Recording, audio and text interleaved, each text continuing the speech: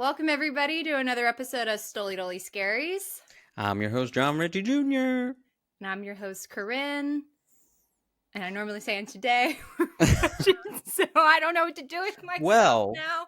Let me just take over and say, in October of 1994, 3 student filmmakers disappeared in the woods near Burkittsville, Maryland, while shooting a documentary. A year later, their footage was found. Ooh. And if you couldn't tell from that, that means we're watching the Blair Witch Project. Ooh. I have such distinct memories of this movie coming out. So it came out when I was 8, and seeing the trailers on TV and truly think, I guess with the rest of America, just like they intended that these were real kids and they found their footage and they just put it up on the movie screen. I should have questioned that. That's something to question. I don't think anybody would do that ever, but the marketing on this movie was just unmatched. It was just unbelievable. It was very, very good, very scary. I also was thinking about, like, you know how kids find information.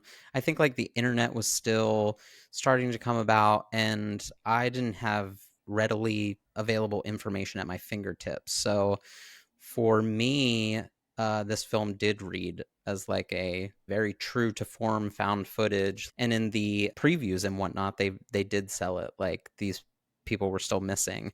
And so it was terrifying. And then, you know, like my inquisitive nature, I was like, but why would they show us a movie about these kids that are missing for our entertainment? There was like a weird... See, yeah, so you were more mature than me. At my 9 years old, I didn't question. I was like, oh my God, that's awful. So I never want to go camping, even since I was 9. I said, no, thank you. I mean, and it was so real with the marketing. Heather Donahue's mom received condolence letters and shit. Yeah. Like, people really believed, even people in high school and like full-grown adults thought this was real. And they're totally brilliant. I was so blown away when I did the research for this. I was just like, what trailblazers to think to do something like this. It's so impressive. Today's drink is going to be the Coffin Rock, of course. It's my favorite drink I've ever done. It's just a delightful whiskey treat.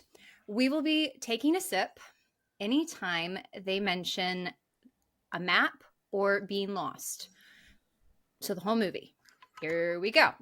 So, The Blair Witch Project was released in theaters on July 30th, 1999, starring Heather Donahue, Joshua Leonard, and Michelle Williams. She doesn't make an appearance. I wish. I wish. That would be a plot twist. And Michael Williams. And fun fact, they all did use their real names. Those are the names of the actors. Heather Donahue has since changed her name to Ray Hands, and that is because she received such backlash from this movie, which it does break my heart. I mean, I don't know though, dog. Why would you have used your real name? But the 90s, and you know, they probably didn't think it was going to explode to what it exploded to. Sure, but there's also a lot of questionable things, specifically about what these actors endured during filming. I was like, is this legal? There was a lot of wow, am I reading that right? Yeah. Because terrifying. Yeah, it was really shocking. So the three main actors were given a 35-page outline of the plot before shooting began, but all lines were improvised, and nearly all the events in the film were unknown to the 3 actors beforehand. They had no idea what was going to happen, and that just blows my mind. I could literally we do a whole thing on just like the making of this film, because when I really did a deep dive, it just was totally mind-blowing. I had no idea that it was all improvised. It's bonkers. A lot of their reactions are very visceral, real. So like there are aspects of it where you're like, damn. Yeah. And that's the thing, like once I did the research on it and I watched it, I was seeing it through a whole different lens. I never knew that. I always thought it was scripted, and the way it was shot was found footage. But like, I really thought they at least had. I knew they had like liberty to say what they wanted. Like I would have obviously assumed that, but I really thought there was some type of script in play. So that what an incredible acting exercise though for these like young nobodies to go and be in character for 8 days in a situation like that. Like I just I loved the movie so much more after doing the research on it. I just have such respect for those actors. Poor little Heather fucking Donahue ruined her life. I definitely don't think lesson learned, never use your real name. Never use your real name. Never, never, ever, ever. Okay, so the movie starts. We get the opening title, which is already fucking shaky. Just a preview of what this whole movie is. Then we get a black screen with a block of text that Johnny has already read, but I'll do it one more time. In October of 1994, 3 student filmmakers disappeared in the woods near Burkittsville, Maryland, while shooting a documentary. A year later, their footage was found. Now, can we just say what really gets you is when somebody says it's a true story. You're like, it's a true Absolutely. story and Yeah. not based on a true story, two different things. So Mm-hmm. when you go into this, I was like, oh, fuck. Like, this is the real, raw. Real deal. This is the real Yeah. deal. There's nothing scarier than real, true stories. Hmm. Chilling. Cut to POV shot of someone with a handheld camera, and we meet immediately Heather, one of our main characters. She's speaking to the camera. She's saying she's about to leave the comforts of her home to explore the Blair Witch. And then immediately we see a car pull up. We meet Josh. Hey, it's Mr. Punctuality! Hey. She's holding the camera. He pulls up. He's got cameras in his trunk. They're practicing their filming skills. They're talking about the documentary. They go to pick up Mikey, who is the 3rd film student that will be shooting with them. He's not a friend of Heather's, but he knows Josh. I don't know if they're really friends, but he's more familiar with him than Heather. Yeah. Doesn't seem like they're as close as Heather and Josh, but they know of each other and they're going to pick him up. Mm-hmm. And so the scene where they pick him up is, for some reason, it's one of the saddest scenes of the whole movie to me. I know it's weird, but they pull up and he's smoking a cig and they've got like this very 90s song playing, and he's like, all right, Mom, I'll see you later. And I don't know, they just seem so young. They just seem so young. And perhaps because the last time I saw this movie, I was probably that age, and so I didn't register with me. But watching it now, I'm just like, oh fuck, they're just going off for the weekend to do this fun fucking thing, and it's doom and gloom and on our eyes, but sad. So they go to pick up Mikey. He jumps in the car right away. Heather's got the fucking camera in his face. This poor thing. And he's so sweet. He's like, I'm really excited. I'm very excited about this opportunity. And we find out that he is going to be sound. Heather is the director, and then Josh is going to be the cinematographer, kind of the big cameraman.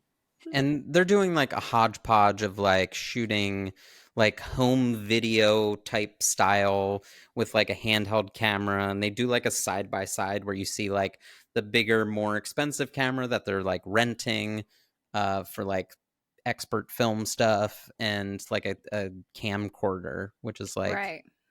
it Yeah. definitely feels home video ish. Very home video-ish. I did look into it. So the 16, they'll say, "Oh, give me the 16." The 16 is the camera that they're shooting on that is black and white, and there's no sound on the Hmm. 16. And then the DAT is like the big bazooka, mumba jumba, like serious film camera, and that is the one that picks up sound. So a lot of times they'll be like, "Oh, give me the DAT. I want to pick this up on DAT," and that's because the DAT is what will actually record sound. Just a side note. So they do their first shot of the movie in Burkittsville, Maryland. They go to a cemetery, and Heather is kind of narrating. It's on the 16, it's black and white, and they're in the cemetery that's kind of overlooking the town. And she says, "There's an unusually high number of children laid to rest here, most of whom passed in the 1940s. Yet no one in the town seems to recall anything unusual about that time. Yet legend tells a different story." Ooh. Then they do a few interviews in the town asking locals if they know anything about the Blair Witch Project. A lot of people say, like, oh, yeah, it's just a scary story my grandma used to tell me, or oh, yeah, like I've heard of it. Honestly, my favorite lady is the woman with the kid who is, she's like ultra 90s with like her bangs and her super cute look, and she's holding her kid, and I don't even remember what she says. Do you know? Miss Susie Gooch is her name. No lie. Of course. I think I'm more surprised that these townspeople were actors because they feel like actually somebody I would just like ask a question to on the street. They came across very real. They didn't tell the kids that these interviewees were actors, so they really thought that they were interviewing like townspeople about this documentary that they were doing. That's interesting. Anyway, so they're interviewing these townspeople. They get a few little nibbles, but then the man with the most important story is this older gentleman who says there was a hermit that lived in the woods named Rustin Parr, and he abducted 7 kids in the 1940s, and he supposedly murdered them all in his basement. He would kill them in pairs while having one stand in the corner. And even as I'm just saying that right now, it really gives me goosebumps. It's really chilling. It's really disturbing. It's a really, really scary concept. Certainly comes into play at the end. They're talking to the older gentleman that told them that story, and he tells them about Mary Brown and that she's this crazy lady around town, but that she had a run-in with the Blair Witch. So they go to interview her. And this lady is the star of the movie. She's amazing in this role. I believe everything she says. They go to her trailer to interview her. They walk up, and there's like this very terrifying like wood gate that was actually there. That when they went to go interview her, that was not like placed for the film. She actually had that weird wooden gate. They go to interview her, and just everything about her, the way she talks, her mannerisms, she is so spooky. And she tells them that she used to fish in the woods with her father to make ends meet. They would sell their fish. So there was one day that she was fishing. She was by herself, and she looked back and she saw a woman. Her hands had fur on them, and she had a shawl on. And when she opened the shawl, like her body was covered in fur as well, like a horse.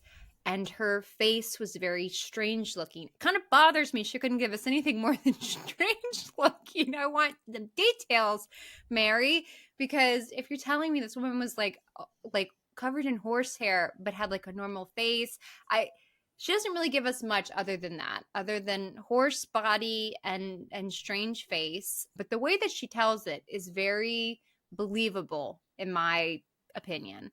But as they're leaving, they're in their car shooting each other, and they're like, oh, she was crazy. She said she was a ballerina. She said she was a scientist. Like, yeah, she's full of shit.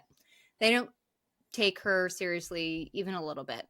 They go back to their motel room. They have some brewskis. They're having a good time, like one last hurrah before they go out into the woods to do this documentary. It's sweet. Yeah. I mean, like the whole time, even from the beginning of the movie, we're still getting pieces of who these kids are, how they operate, how they work in social settings, the camaraderie between the 3 of them. I mean, who doesn't like drinking, smoking cigarettes, and chilling out in hotel rooms? Again, joking. I've never wanted a cigarette more in my fucking life. These movies, I'm telling you, all of them. Bring all them of back. them. Let's bring them back. Vaping is lame. They look so cool. So they're having a good time. You're right. We're getting a little bit more like inklings of their personality. The next morning, a little hungover, they trudge on to continue their documentary. They do another interview with these 2 fishermen in the woods. This is, for some reason, this is one of my favorite parts. These 2 fishermen, their like relationship is so interesting. One of the men is like a young guy. He has these like Jeffrey Dahmer style glasses. He's like very tall and lanky. And the other man is like this very old, like cranky, like crotchety old man, and you damn kids will never learn. And it's a really interesting dynamic between them for this interview. They ask him about the Blair Witch, and he's like, oh, he kind of dismisses, oh, yeah, I've heard that legend, whatever. But then he tells the story of a young girl named Robin Weaver who went missing in the 1800s. She returned 3 days later on her grandma's porch, and she was telling the old man, was like, oh, she was telling a tale. She was weaving a tale, but she told everybody that she saw a woman whose feet never touched the ground, which, again, spooky. It's very spooky. Weird shit in the woods. No, man. Telling you. There's something about a movie where you never see the villain. Even though, I'll talk about it because there's a scene where we should have seen the villain. And I'm like part like happy, part glad that we didn't. No, I wanted to see him. I wanted to see him. I know you wanted to see him after Rosemary's. Yeah. You always want to see him. You always want to see him. We're curious. Come on. Listen, we've been talking about this the whole movie, right?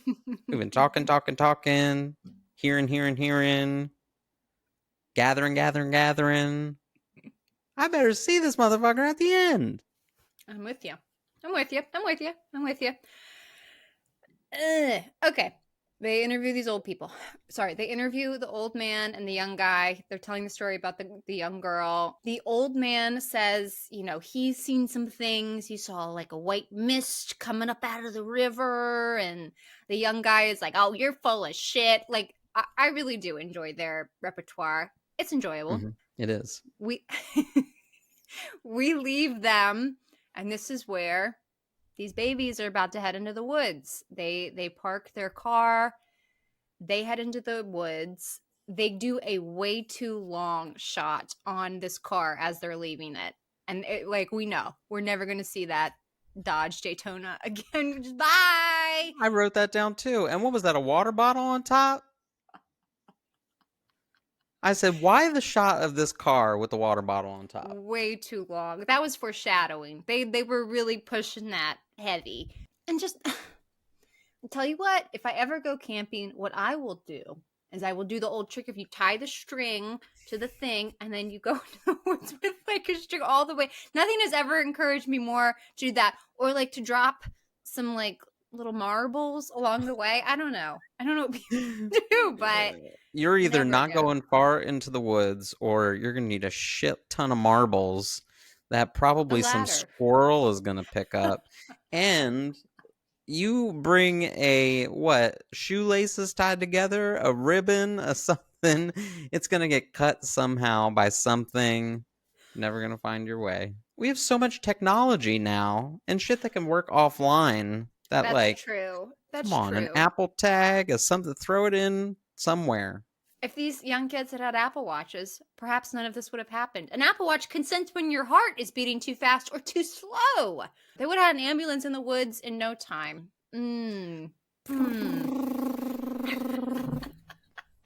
Find my iPhone, find my ass in the middle of the woods.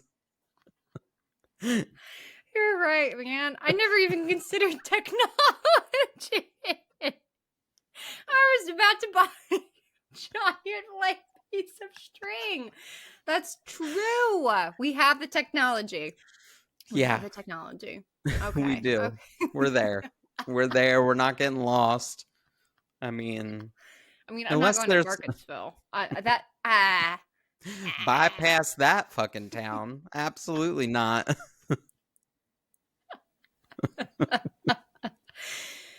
True. So yeah, they leave their Dodge Daytona. They enter the woods. They are looking for Coffin Rock. That is their first stop. And the whole time, Heather is like overly enthusiastic about like, we're totally on track. I know exactly where we are now.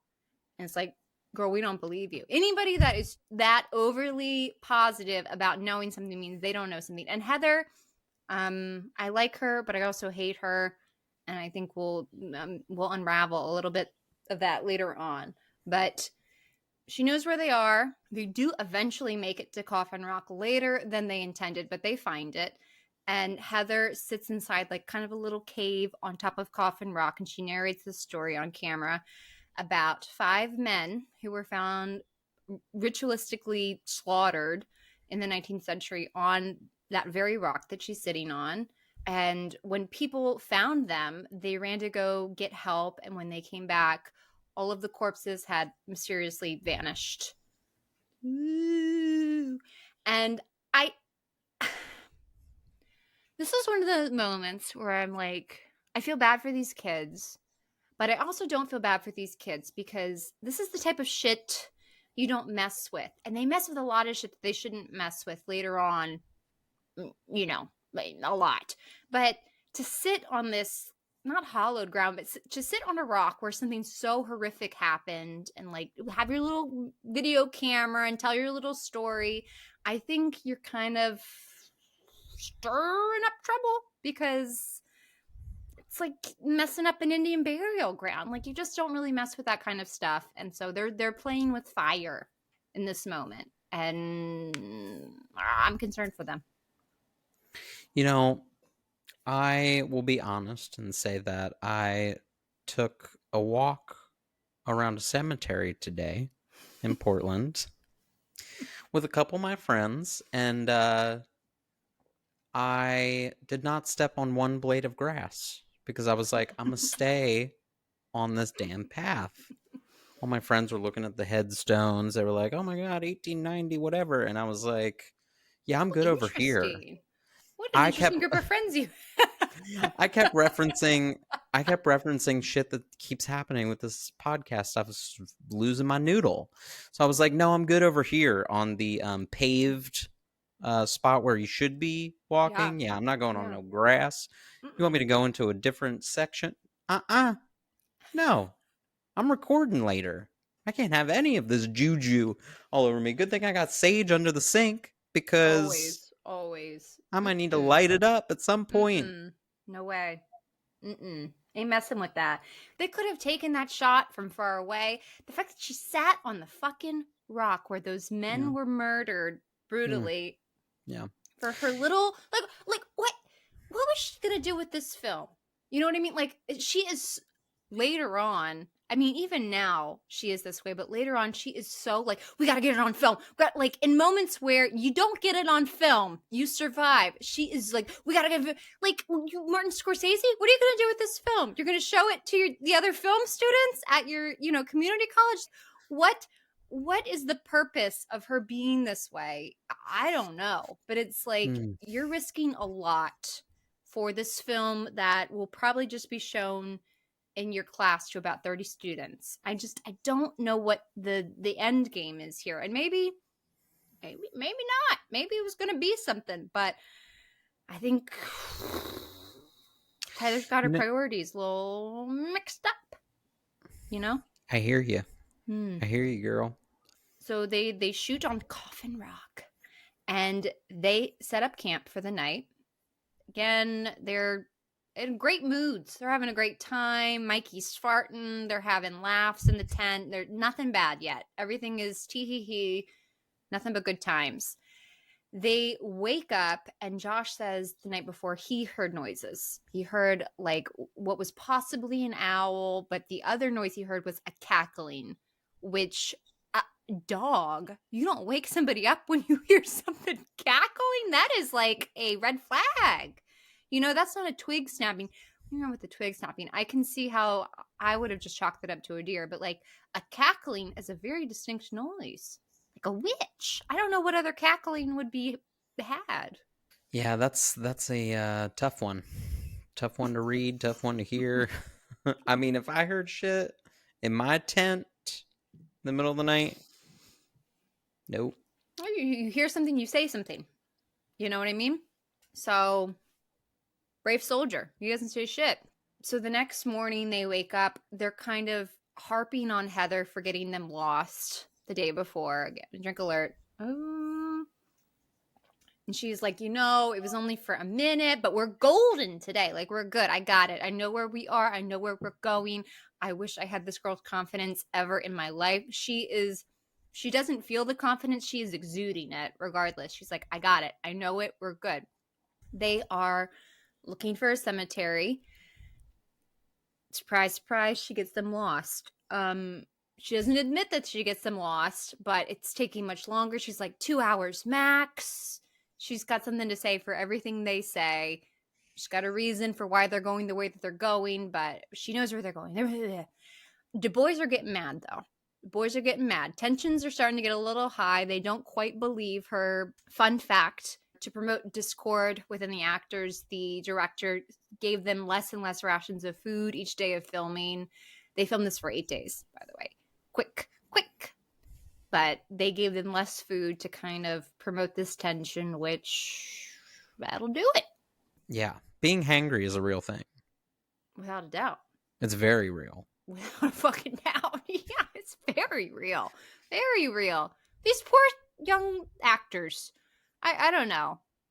Of all of the movies we've done, I would most want to interview one of these actors. I just have so many questions. I just never would have imagined that this was the acting experience that would have produced this film. And I don't know why, because of course it's so genuine, it's so real, but I just never would have imagined that they literally put these 3 actors in the middle of the woods. They got lost 3 times filming this. They were literally on their own, just with some handheld cameras, acting just with themselves in these roles. And it just like blows my mind. It really does. These are actors. Yeah. I had a small discussion with my group of friends earlier, and we were talking about, like, have you ever gotten lost in the woods? Because let's be real. This guy over here, I'm not really into the woods that often. But you look know so what I'm saying? natural in the beanie and the flannel. I would have thought. You know, I'm giving a little nod to Mikey, who, you know, for me, is getting, well, I won't say that. Well, I'm going to say, if you're talking about Mikey, I'm Team Josh. Are you Team Mikey? That's fine. There's a couple people that I know that are Team Josh, too. But I think that's because I know that actor now, and he is so handsome now. He's been in a few things, but he plays like kind of a dad figure. He's so young in this movie. But yeah. I think also attracted to his personality. He's got something. Mikey is a little bit like weaselly. There's something a little weaselly about Mikey. Well, who doesn't love a dad figure? Let's say that. Let's start there. Secondly, I was having a discussion with some of my friends earlier, and we were talking about, like, have you ever gotten lost in the woods? And I was like, no, I'm not going deep enough into any woods to get lost. So I know I'm pretty good at, like, seeing something once and, like, being okay with how to get back to where I was. Yeah. But there were a couple of my friends that got actually lost in the woods and said it was the most terrifying experience for them. So you can imagine these kids can't find their way and nobody's telling them or giving them anything. Meanwhile, they're filming them in real moments with shit happening all around them. Yeah. And they're not being fed. I would lose my noodle. Yeah. It's funny because I saw an interview with Heather Donahue a bit after the movie had come out, and this movie blew up. It was huge.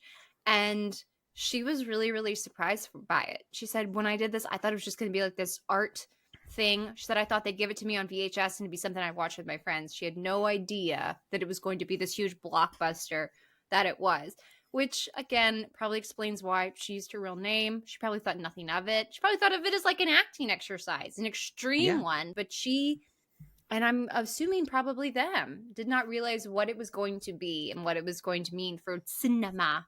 And it's I feel really bad for her and them. No, she definitely, I think, got the brunt of it. She had to change her fucking name. She left acting. She's a pot farmer now. So I think this super duper screwed with her life. She should be. So sad. So they're lost. They're pissed. Tensions are getting high. Heather and Mikey get into a tete-a-tete. And he's pissed because she's filming, like, And rightfully so. It's so fucking annoying how she does that. But she's filming him like close up in his goddamn face. And he's like, I don't know why you're fucking filming right now. She said, because we're shooting a documentary. And he said, we're shooting a documentary about a witch. We're not shooting a documentary about us getting lost. And she said, well, I have a camera and it doesn't hurt because we're all going to look back on this and laugh heartily. Believe me. Which is the most foreboding thing ever. They do find the cemetery, and it's not what you would expect. You know, there's not gravestones, but instead there are piles of rocks, which are a lot creepier. And there are 7 piles of rocks, which, if we remember earlier when the old man was talking about Rustin Park, he killed 7 children. They shoot the cemetery for a while. They go to camp. They come back to shoot later on that night, which I have no idea why. But while shooting, fucking Josh knocks over one of the piles of rocks. And that's when I was like, y'all are just toast. You don't fuck around with that, man. That's like, and like I said, that's like an Indian burial ground. You don't mess with something like that. And he's very like blasé about it. Heather's she's like, you did not just do that. You did not just do that. And she puts the rock back and she kisses it and whatever. But I really do think that that's could be why some things happened to Josh, buddy. You know, you don't mess with the dead. So that night while they're camping, they hear like very loud, like snapping twig noises outside their tent. And it kind of sounds like clacking too, like little like rocks clacking together. I don't know. It's like they are very strange sounds. And Heather's like, oh, they want to get on the dat. You know, they go outside, they look, they don't see anything, but it happens. They do say it is all around them. Yeah, it's all around the tent. So the next morning they wake up, they're talking about it. Like, what do you think it was? Josh thinks it was somebody messing with them, which it's kind of an insane explanation to think of. But he thinks that. He's like, did you ever see Deliverance? I don't... Buddy, I don't think that's what it is. Whatever. Heather's talking to Mike because the night before Mike was really hesitant. He didn't want to get out of the tent. He was scared. He didn't want to get out. And she's like, do you understand where I'm coming from though? I just wanted to get whatever it was. I want to get it on film. And again, this girl's feeling like Spielberg. Like this movie's going to go nowhere. This movie will be shown to nobody. I have no idea why she has such a like unbelievable belief in it. But she do. And she wanted to get them sounds for her film. They're hiking to the car the next day. They pack up their tent. They're like, let's get the fuck out of here. Everyone's in a pretty shit mood. They get lost again. But Heather's insisting the whole time that she knows where they are. 2 hours max. And, you know, I got to give it to this girl. Nobody can bullshit like her. I'll say it again. I like... She just has an answer for everything. Mike's like, but well, this is a different way than, why are we going a different way than when we came? She's like, well, this is the most direct way to the car. That was the most direct way to the cemetery in Coffin Rapid. This is the most direct, like, she just has an answer for everything. But they're slowly really, really, really not starting to believe her. And they are really starting to get pissed. So they have to camp for the night. They don't make it to the car, even though Heather's like, we're close, but we're not going to make it before nightfall, so let's camp. Boys are angry because they have to. Mike has to work the next morning. Josh has to get the camera back. Like, they're really fucking angry. That night, there's more twig snapping. It kind of sounds like rustling outside their tent, like right outside their tent. The next morning, they wake up and there are 3 piles of rocks outside their tent. They're really freaked out. I think rightfully so. I think this is something to be pretty concerned about. So they go to pack up the tent, all their things. They go to roll on when we realize Heather doesn't have the map. And they fucking brutally attack this girl. about it, but they're, Josh is holding the camera on her and she's like, I don't have it. It was in my back pocket. I always had it. Do you have it? Mike, do you have it? Did you guys take it? Like, it's this whole conundrum, and they really attack her on it. Like, you really don't have it? That's the most irresponsible thing you can do. And they just harp on her, which I get it. That would suck. That'd be unfortunate. But you know what? My girl Heather is not going to lose a fucking map. She has everything in her mind on track, and she's not losing anything. And so even the first time I saw this, I was like, she didn't lose that map. I never ever thought she would. She's so on top of everything. So I always thought something was up. But she doesn't have the map. They're freaked out. They're pissed. They yell at her, but they have to move on. They're, losing time. So they just decide to walk south. That's the way they've been walking. They got their little compass, and they're going to just, hopefully that will lead them out. There's a point where they're crossing a log or something, and Heather gets wet. They all kind of get wet across this log, and the boys are kind of, like you said, they're delirious. They're laughing at the situation. They're just like, oh, I can't believe we're in this. They're laughing at Heather, and she's so unlikable. I really want to be on her side because I feel so bad that this actress had to change her fucking name, but she is like really insufferable, and they're laughing at her.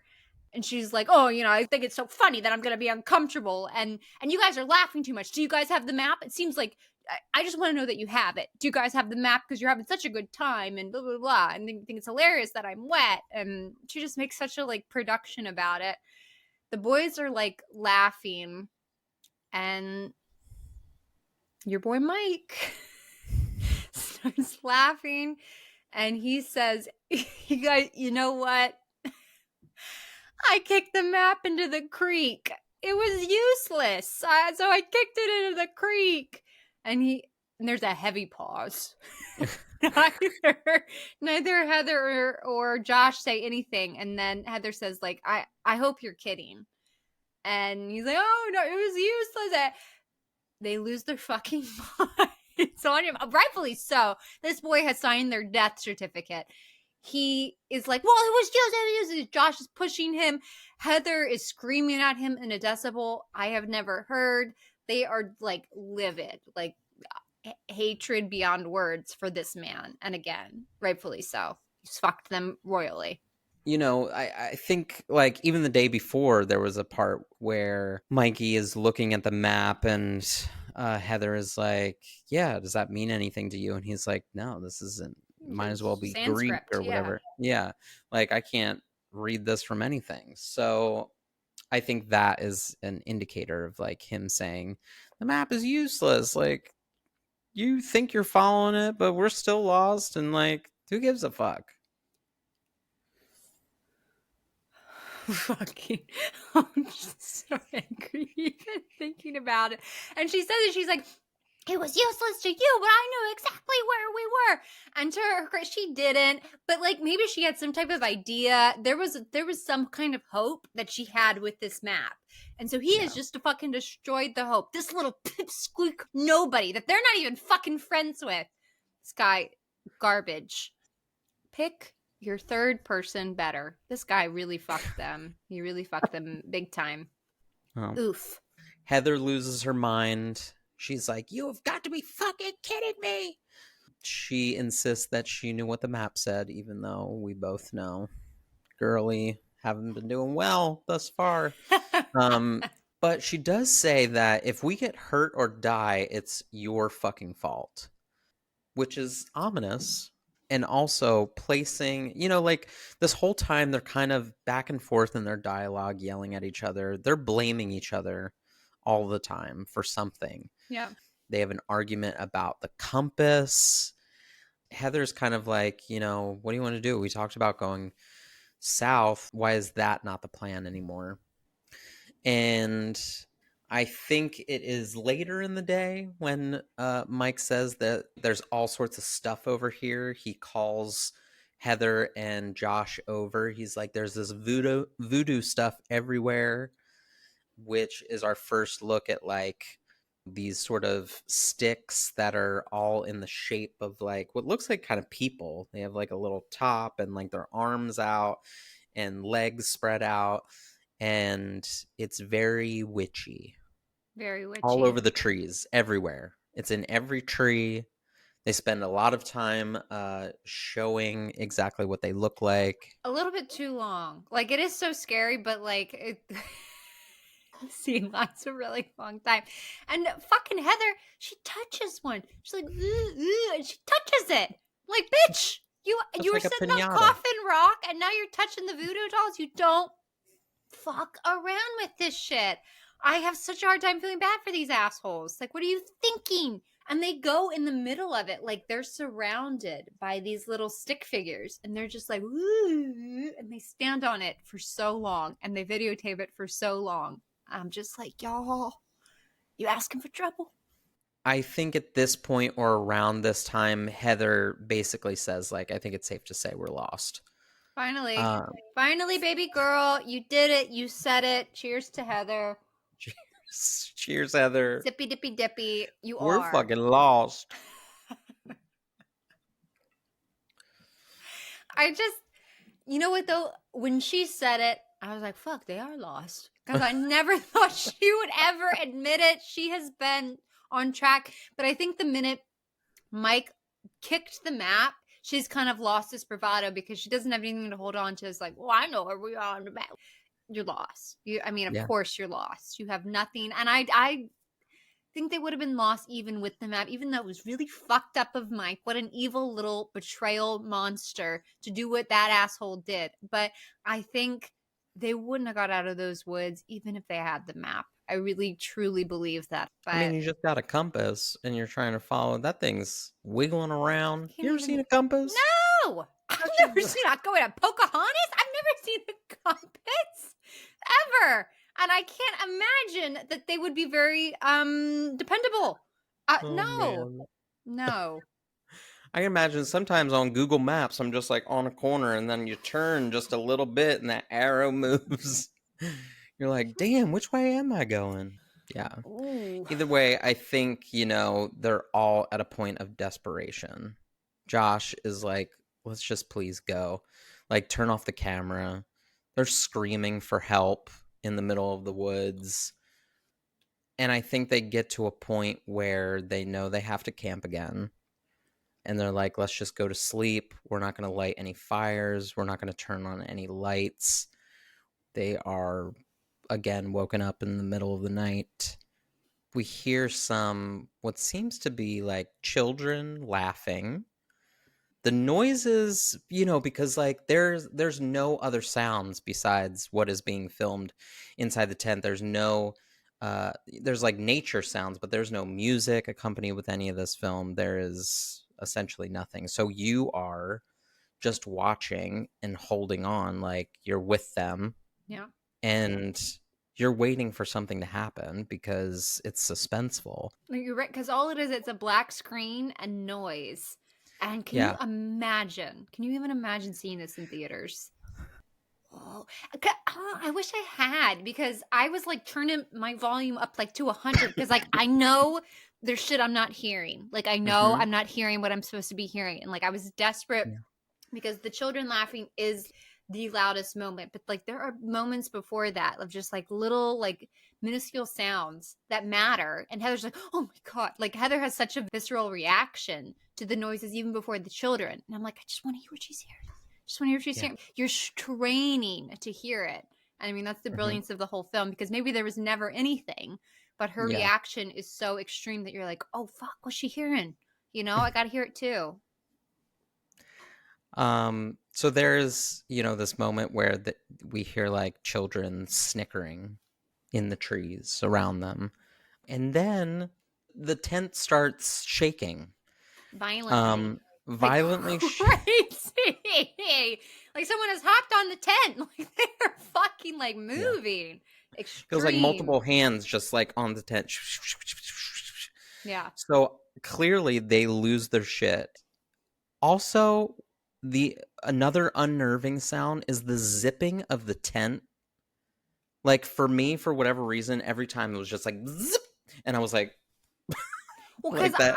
but it's because I thought somebody was coming in. I never understood. Why are they fucking leaving this tent? I never understood why they're leaving the tent. They are always No. leaving this goddamn tent. I'm like, y'all. I would die in No. the tent. I would never leave the tent. Ever. And at first, Heather's ambition was like, oh, I want to catch whatever it is on camera. Fuck that now. In this night, they're booking it. So they all leave the tent. They start bolting, but seemingly towards nothing. Where are you running to? It's the middle of the fucking woods. And they in still got pitch their black. fucking cameras. They got the dat on, like, they're running with these, like, you're so scared, but you still got this fucking giant camera on your shoulder in the midst of terror. Crazy. And now, knowing what we know about what the actors had to go through and not telling them what was going to happen, you're just like, I'm scared too going to sleep because I don't know what these fucking people are going to try next. And Yeah. I think when they're running, there's a part where Heather says, like, what the fuck is that? And there's one of the writers or something was in like high white leggings and like a white pantyhose over his head or something, like running alongside with I them. read that it was just like an old woman in a white nightgown. I didn't read that. Oh my God, there's so many different things now. There was supposed to be something. There was something coming towards them, and whoever was following them with the camera was supposed to pan left, but they didn't. They forgot, and they just kept shooting forward, and so they never went back to reshoot it, and that's why we never see whoever is terrorizing them. But we were meant to. We were meant to have like a tiny glimpse of them, whether it be white leggings, pantyhose, or old lady nightgown, or whatever they had planned. They had something planned, but we never got to see it.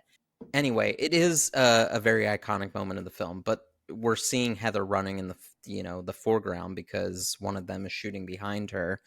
So they get to, I guess, like a safe space away from the campsite and are sort of like whispering, talking to each other, like, don't talk, don't make a sound. It doesn't feel like they sleep at all after that experience, and rightfully so. They get back to the tent now that it is a little bit lighter out and realize that Josh's gear is missing. His water bottle has been emptied, and there's a weird slime on his water bottle.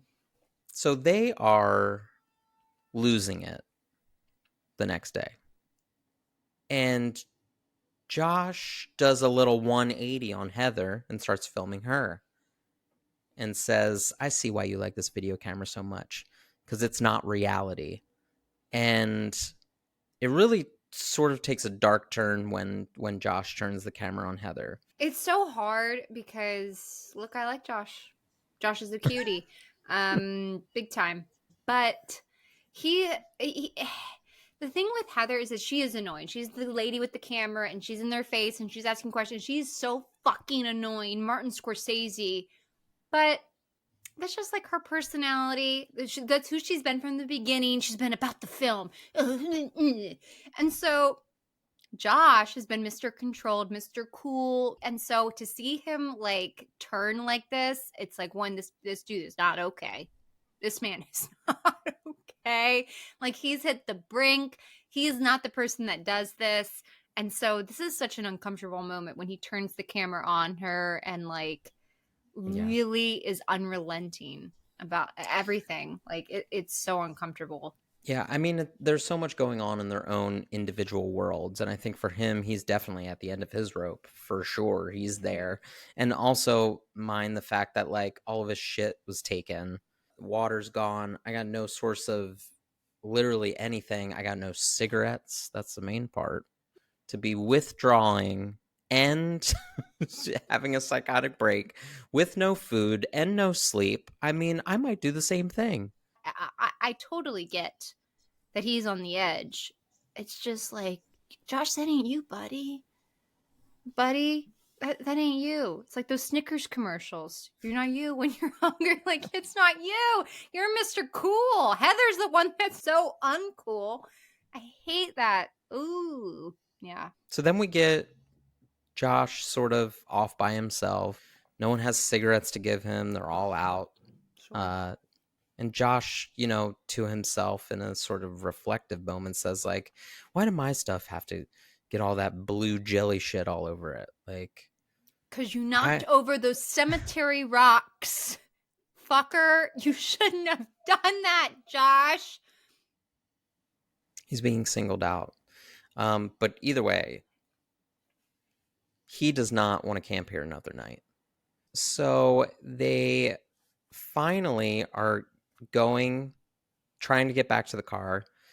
They come to the same tree that they crossed before, but the tree is down. And Mike starts screaming at the top of his lungs. Heather's like, Mike, please stop. She starts sobbing. Like, it's kind of an all hope is sort of lost moment. Especially when Heather is like, no, that's not the tree. That's not the tree. That's not the tree. And she runs up and she like closes it on and she's like, it's the tree. It's the tree. And you're just like, fuck. Y'all are fucked. Like, look, it's kind of like before when I said I didn't really believe it until Heather said we're lost. When she said we're lost, I was like, y'all are lost. When she was like, that's the tree, like, you guys are fucked. And that reaction was real because they did get lost, actually. And so the reactions were very real, which is like, it's very hopeless, like, what the fuck are you gonna do? Look, you imagine just like, how much were they paid? How much were these young fellows paid? That's what I want to know. I and really probably do. Are they even getting any royalties from this? Like, I doubt it. I doubt it, but I bet they would have never thought to negotiate that because they had no idea. It was the 90s. But it was, well, they had no idea it was going to be what it was. They thought she was just going to be handed a VHS of like, this is this fun experience you did. And it was fucking huge. It cost $60,000 to make, and it made like record-breaking amounts. It cost $60,000 to make, and it made $248 million. Yeah. $248 million. That's for every $1 spent, you get $10,931 back. That's insane. That is mind-blowing. That's pretty insane. And also, I was thinking like $60K to make this? I was like, all of that had to be like the marketing. I read a big portion of that was when they sing the Gilligan song. He does like a really, he does like that really tiny, and it was so unimportant that we didn't even talk about. But like the first night they camp, Josh, maybe the first or second night they camp, Josh sings the Gilligan Island song, and they talk about the skipper, whatever. It costs a lot of money to have that in the movie. Yeah, because we have all the things. So I think it was like $30,000. I think it was like half the budget for a song that isn't even important. You barely hear him sing it. He does like, and here's a tale, and then they start talking about something else. Like it's like a boop boop boop boop boop. Nothing. Yeah, I don't know. They should have thought about that. Note to self: we're not singing any more songs anymore. I'm just kidding. No Gilligan. We're gonna get sued. Either way, they're all hopeless now. They come to the same tree. It's down. Yeah. Heather's like, what do you want to do, Josh? And he goes back into the filming of Heather. He's essentially trying to direct her. Mm-hmm. And he's like, okay, so here's your motivation in this scene. There's no one here to help you. You're lost in the woods. He wants to make her feel like she's already feeling inside, but he wants to portray that very much so on camera as he's holding it in her face. And she starts to break down and say like, please stop, as Josh is like yelling at her the whole time. And then he says the big iconic, like, are you going to write us a happy ending, Heather? Which just like, oh, here's my heart. It's heartbreaking. It's so heartbreaking because I don't even think he thought in that moment what was going to happen to them happens to them. It's kind of like before when Heather was like, we're all going to laugh heartily about this later on. It's like,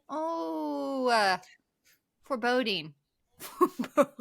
Foreshadowing. I think the only hope they must have is that, people will be looking for them because they haven't showed up in the time that they said they were. Yeah, we find out Josh has a girlfriend. He never mentioned that before. She must not be very important to him. In But the beginning, I thought Heather and Josh had a little something something. I see. I did read that Mikey was supposed to have a crush on her, that they had written that into the whole plot, and then they felt it was too trite and they didn't want to go in that direction. But I am kind of surprised that nobody has any like feelings for anybody. I prefer it that way, and I think that would make things messier and weirder, and it is trite. They made the right decision, but I am surprised that they chose to not go in that direction at all. I'm also glad that they didn't do that because I felt like it would have been lost day one when you're like, you haven't showered and I haven't showered and this is fucking disgusting. Yeah. And also I'm fearful of my life. I don't think any romance is sparking anytime soon. Well, that is a bummer though, because later on with Mikey and Heather, they formed this very strong bond, obviously out of necessity. But I'm like, it would have been cool.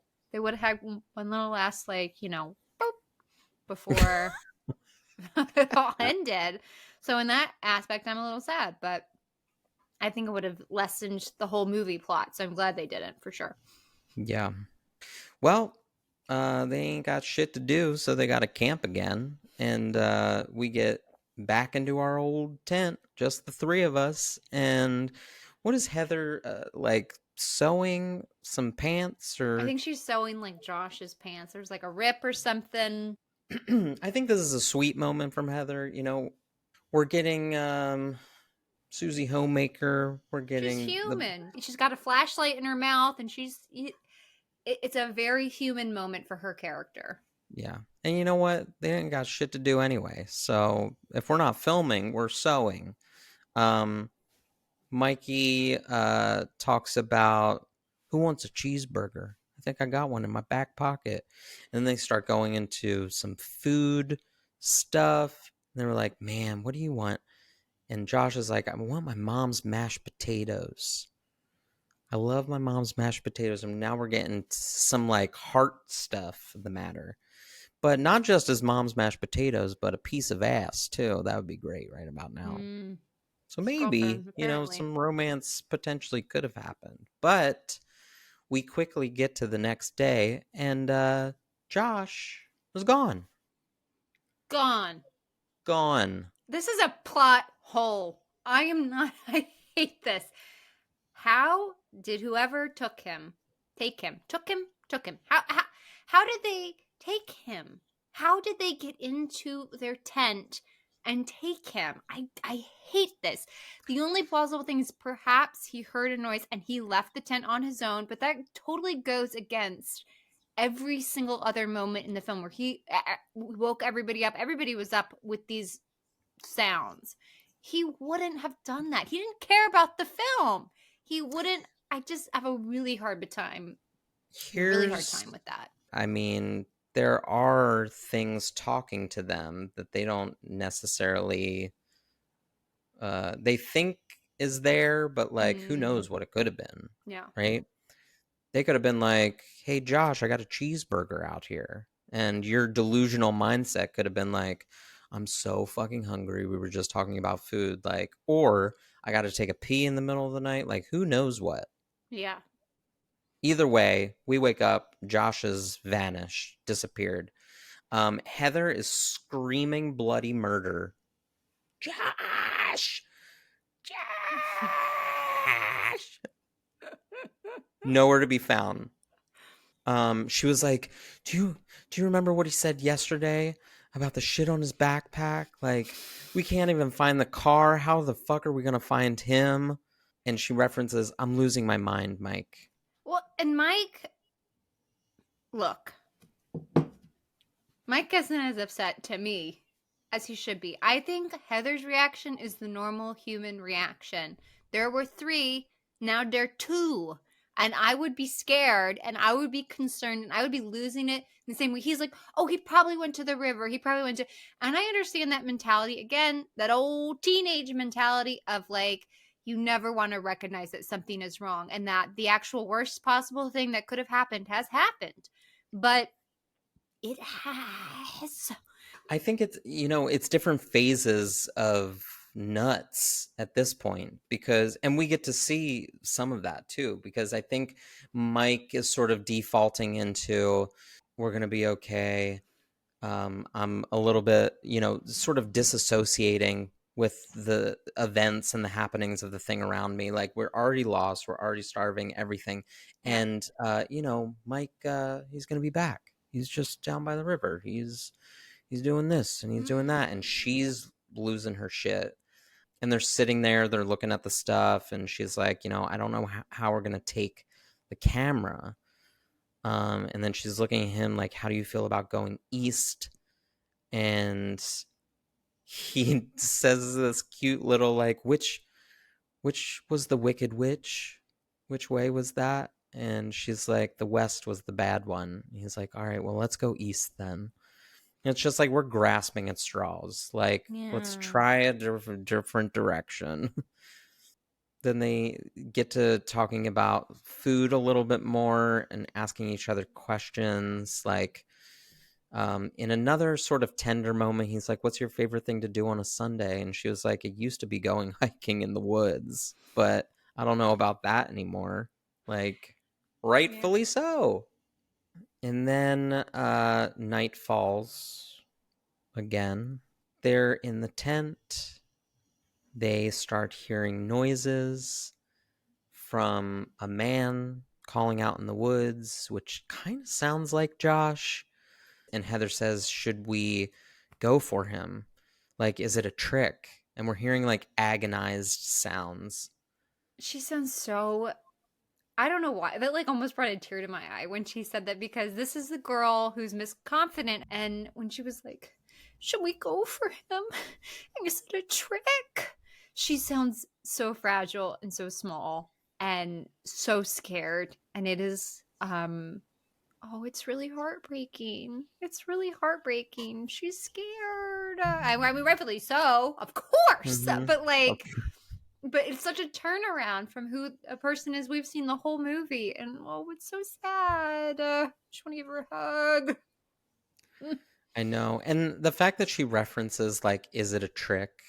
It kind of gives a lot of awareness for the mental state that they are all in. So I'm like, at least they still feel like they have some sort of brain cells in there left. Yeah. And then we get another tent zipper noise, which honestly gives me odd pause now.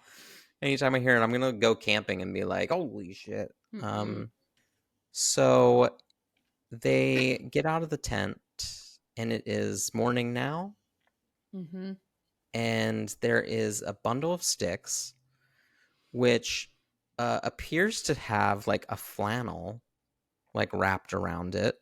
And it's in front of the tent. It was like a blue flannel, which was Josh's flannel. Okay, so you just heard the agonizing noises from before, and now there's a bundle of sticks outside the tent in front of it. Mike moves. He's sort of like in the woods now, kind of like Indian style, seated cross-legged and like rocking back and forth. And he's like, you know what? I found some cigarettes at the bottom of my pack, and that means we're still alive. And like, it's so hopeful and so sad to see them just like in this state. Yeah. So he's trying to soothe himself in his little spot when Heather goes to unravel the sticks. And I do that was have in front of her. So for these actors, they didn't tell them any of the events and they didn't give them any whatever. So they woke up the next morning, that stick bundle was there, and she, as the character, threw it. And they had to come back to her and say, hey, like, we need you to open it and do, but her reaction was to be like, fuck no, and to throw it. And that would have never been opened but like, it was important for the storyline. So they made her go open it. But I just thought it was funny because I always thought, like, who would open it? I would never ever open that. Of course, there was going to be something you don't want to find inside of that. Of course. Yeah. And so I just thought it was funny that she had the reaction that all of us, I think, would have, which was like, no, fuck no, fuck no. And they had to be like, hey, actually, no, we need you to open that stick bundle. Of course, she's like, oh, firewood, perfect. Like, no, get this shit away from me. Seeing shit in the trees, the rocks, and the everything. No, she's out. So she takes the camera. Again, she's filming every breath. She she unravels the bundle of sticks that has Josh's flannel on it and gets to a certain spot in the middle and uncovers some like wet blood. I couldn't even tell what it was at first. It just looked like, I don't know, skin and hair or something. Yeah. Just like a little piece of something, but it was all bloody. Yeah. And she was like hyperventilating. And then at one point she moves like another little piece of fabric and you see like a couple little teeth in there. And like a tongue. It's like a tongue and a bunch of teeth.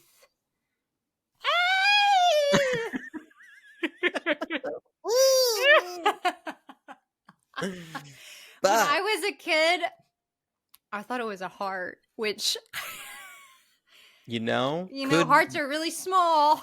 I don't know. It's like literally like this. But I always thought it was a heart for way too long. I thought it was a heart. But it's his tongue and his teeth, which means he was tortured the night before. And I meant to say this. So they wake up in the tent after hearing him like screaming bloody murder the night before, somebody screaming. And Heather's like, I think it was him, it sure sounded like him. And Mike is like, if it was him, he would have said where he was. In the woods. I'm at the witch's house. No, he wouldn't have. He was being tortured, you fuckhead. Of course he wouldn't have done that. What a stupid thing to say. I'm at that one tree that looks funny that we found 3 days ago. She pulled my teeth out. Come get me, y'all. Like, of course, he was being tortured. He would not say where he was.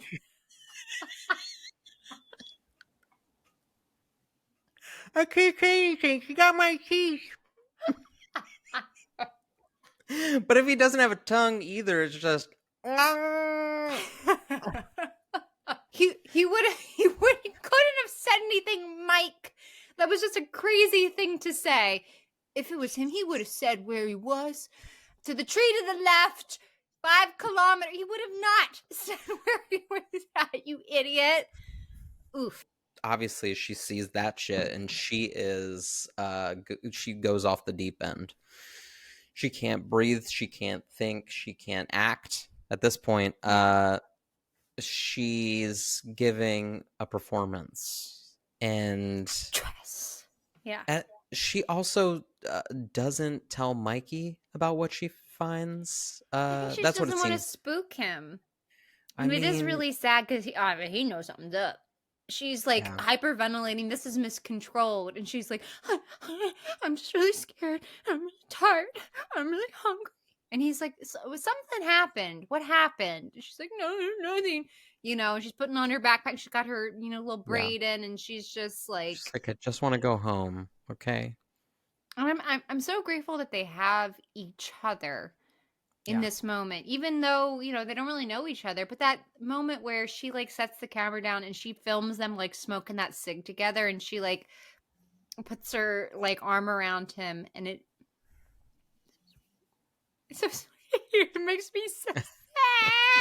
But I'm so grateful that they have each other, and that whoever it is didn't take 2 people. They take in pairs. Like I'm grateful that they have each other. Can you imagine waking up and having both of them gone? So I'm glad that they have at least each other. I think it's interesting when you're like deep diving the characters, right? And why they're doing the things that they are doing and trying to like put different emotions into them based off of what you're seeing. I didn't get any of that when I was actually watching the film. Now, talking about it, it feels like I'm a little bit more sad for them. But during, I was just like, oh my fucking God. Oh. I kind of didn't have any empathy there. Mm. Guess I'm in my Erica Jane era. But, and then we get to what some would argue is one of the most iconic scenes, which is Heather's sort of confessional, where she goes on to say, I just want to apologize to Mike's mom and Josh's mom and my mom. And I'm sorry to everyone. I was very naive. I am so, so sorry for everything that has happened because, in spite of what Mike said, it was my fault. It was my project. I insisted that we weren't lost, that we keep going, that we kept going south. It's all because of me that we're here now. Hungry, cold, and hunted. I love you, Mom and Dad. I am so sorry. And she said, what is that? I'm scared to close my eyes. I'm scared to open them. I'm going to die out here. Bravo. Bravo. That was beautiful. I'm going to die out here. When she says, I'm going to die out here, that was just goosebumps, dog.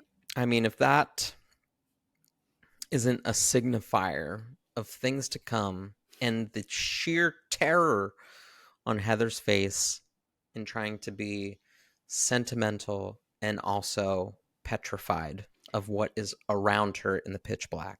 I don't know what it is. It is so chilling because when she says, I'm going to die out here, like there's such resolute like acceptance in her eyes, like still fear, but like this will happen. I am going to die here. Yeah, it's hard. Mm-hmm. Then we start hearing a man in the distance that sounds like Josh screaming for help. At some point says like, please follow my voice. Which, yo, that's a red flag. Sure. Please follow my voice. No, I mean, like, yo, but the time before they didn't listen. They were like, is it a trick? I don't want to follow anything. They have no other option at this point.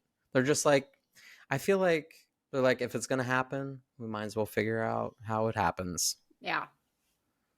Yeah. I think that I agree. I think they've just, and they do, like when they're leaving the tent, they're like, "You ready? Like here we go. We're going to find him." And we're doing this. Mm.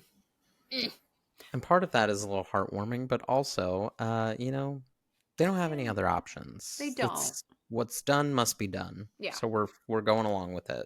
So they start following that voice. Lo and behold, Mike says, "Holy shit, it's a house." For the first time, we've been looking at trees and bushes and shrubs and rivers. Yeah.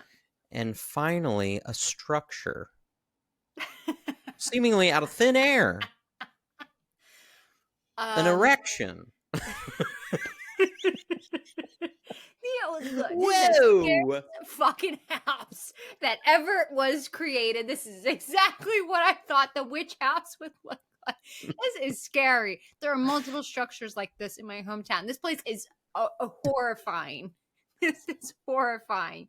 It's like no windows. Obviously, there's like handprints everywhere. Like it is a fucking terrifying homestead. But you're right. It is exciting. We have structure. We got something. Mm-hmm. But either way, I am scared. Big time. Mikey is not scared. Goes right up and right on in. Just, I got my camera. You got yours. We're going. They go right up to it. He's a good fucking friend. I thought about this as I was watching. I was like, there's not many folks I would go in the house for. Herbie, my chihuahua, my mommy, daddy, and my sisters, and not a soul else. Not a soul. Not Not a even soul me. el- I. It's okay. It's totally fine. Would you go 'Cause in bitch- for me, Johnny? Would you go in? Bitch. Not after you just said that. Fuck no. Hell no. Nope. Look. All right, if you're going for me, I'll go for you. All right. Let's make a pact right now. You and me. All right. Maybe my best friends, my very close, but like, Josh was not a close friend of Mikey's. It seemed like we always said that they seemed like film student acquaintances. They seemed like they went to school together, they knew each other, but they were not BFFs. And so I have a lot of respect for old Mikey boy, who's kind of seemed like a chump for a majority of this movie, that he's like, I'm fucking going in. And Heather's like, oh, Mikey. And he's like, I'm in here. Where are you? I'm in here. I'm in here. Like, I'm finding his ass. Well, at a certain point, the motivation is real enough for you to be like, well, it's the only thing I got fucking left. Somebody's calling out for help, and you know what? I have something to do that is not being terrified of my life. So it feels somewhat positive, but, they appear to hear Josh throughout the house. They decide to go upstairs. You see the black handprints on the walls, or bloody handprints, kind of look like child handprints. Yeah. Like little baby hands. It's fucking creepy. With a capital C. Ew. And Heather is sort of following Mike, but in a very standoffish distance, because he's kind of racing around a little bit, a little bit of pep in his step. Yeah, he's on a mission. Yeah, and they go. He goes upstairs, and he all of a sudden hears him downstairs, and he's like, "I hear him downstairs!" And then he starts bolting down the stairs, and Heather can't really keep up as much. And then we sort of focus on Mike's camera going down a little bit quicker, and he gets to the basement, and he's searching around, and then all of a sudden his camera goes right to the ground, and it's just in the dust, chilling there. So clearly something got his ass. I don't know what, but something got him. Something got him. We still haven't seen We'll never know. a damn thing. We'll never know. What could it have been? Then we go right to Heather's camera, and she's racing down the thing. Her black and white section with the no sound, but you can still hear her screaming, Mike! On the DAT that Mike has dropped in the basement. So her little black and white film is still filming, but her sound is being picked up in the basement that his camera is already dropped into. It's spooky. And then, Heather is screaming. We hear her on the DAT, like you said. She tries to find him in the basement. She gets, cutting around the corner, and then she says, Mike, and Mike is staring in the corner, just like not towards her, but against the wall, just like the story in the beginning. That guy said he kills them in pairs, and he has the other ones stand in the corner so that they can't see him. It's something about their eyes. He doesn't want them to look at him. So at this point, we fucking see Mike in the corner lose all feeling in my face, and then fucking Heather's camera goes out and down. And that's the end of the movie. That's it. Roll credits. So spooky. One of the most spooky endings of all time is so effectively disturbing. And like I said, I would give anything to interview one of these actors. I will interview one of these actors one day. I just know it. But I must, because I have so many questions. Yeah, I do have a lot of questions. Yeah. Oof. Also, that was a tough one. Look, there's also a lot of plot holes. And here's my big one. Here's my big plot hole. How did they find this footage? Did somebody go into that house, into that basement, and find these cameras? Like, how did they find this footage? How did they find the footage? They wouldn't have found this footage. That's my big problem with the movie. You know what I mean? Perhaps No. they wouldn't have found They it. wouldn't have found it. They wouldn't have found it. Maybe a little field mouse. Just through apparently they could get through the portal that these kids couldn't get out of because they were running in circles. Little mouse probably could have went across that piece of wood and found the car. It's a sound theory. Some mice picked up the A footage. little field mouse, you know. Five goes west or whatever it was. So Ratatouille left his post. Exactly. You know, these fuckers are smart. They could get in there. They could do some damage. Nobody found that footage. I don't. Nobody Look, this is my problem. The witch placed it in the back of their car with the water bottle. They said, "Here, sip on this." Mm-hmm. And so that's plot hole number 1 for me. Plot hole number 2 is this. So the beginning of the movie, they talk about Parr, Rusty Parr, or something Parr. Rusty Parr. What was his name? It was a man. It was a Rustin. man. Rustin? Yeah, something like that. So Rusty. Yeah, they call him Rusty. Rusty Parr. Rusty Parr was the one that murdered those 7 children in pairs. But then the witch is it's a totally separate entity. Have they joined forces to kill together? Like, the witch led them to Rust. You think they were in like cahoots? Do you think the witch possessed Rusty to do what he did? You know what I mean? Probably. Like, yeah, there is. I get what you're saying. And yeah, what is that? We'll never know. We'll never know.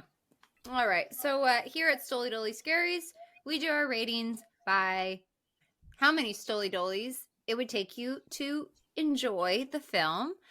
I thought about this a lot. I say 1 Stoly Dolly for me. I watched it with 0 and it scared me a lot. I felt really disturbed by it. And also I got really sick because of the camera shaky. I felt like with 1 Stoly Dolly, I was able to take the camera shaky. I was able to really appreciate the movie for what it was. It scared me, but I didn't feel like terrorized by it. I felt like I appreciated it with 1. I say 1. Very good explanation. I never really think about the rating until we get to this point. And then I'm glad you said yours before. However, I think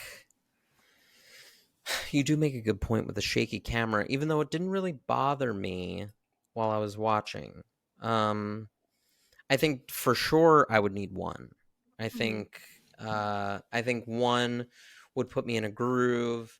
If I started feeling the anxiety and the whatever, like, would 2 set me over the edge and I would be like, wow, I'm in the fucking woods with them? You never really know. But I think here's what I will say. I'm going to say final 2 because by the end, I don't think you've ever given it 2. Wow. If I would have seen that motherfucker standing in the corner on 2, I would have probably thrown something at the screen. I would have said, wow! This Steven Tyler. I did that internally with 0. Yeah. I did Yeah. but with 2, it might have been more interesting.